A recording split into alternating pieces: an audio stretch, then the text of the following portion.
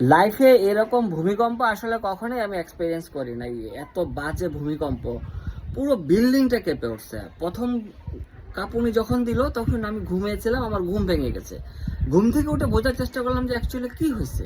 তারপর দেখি আবার কাঁপতেছে, মানে এরকম করে কাঁপতেছে, মনে হচ্ছে কেউ আমাকে দোলাচ্ছে। তো সাথে সাথে সবকিছু ফেলে, মোবাইল টোবাইল ফেলে সবকিছু একদম চারতলার নিচে এক দৌড়। দৌড়ে দেখলাম যে নিচে আগে থেকে লোকজন সব জড়ো হয়ে গেছে, আবার আগেই ম্যাক্সিমাম লোকজন নেমে গেছে। তো আমি দরজা টরজা খুলে মুলে একদম দৌড়। আর একটু যদি কাঁপুনি হইতো, বিল্ডিং যদি ভেঙে যাইতো, একদম বিল্ডিং এর ভিতরে সলিল সমাধি।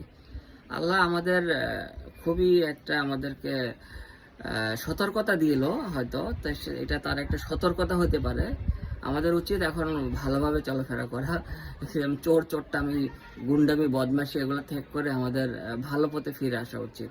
আমি জানি না আল্লাহ কতদিন আমাদেরকে এইভাবে সতর্ক করে বাঁচিয়ে রাখবেন।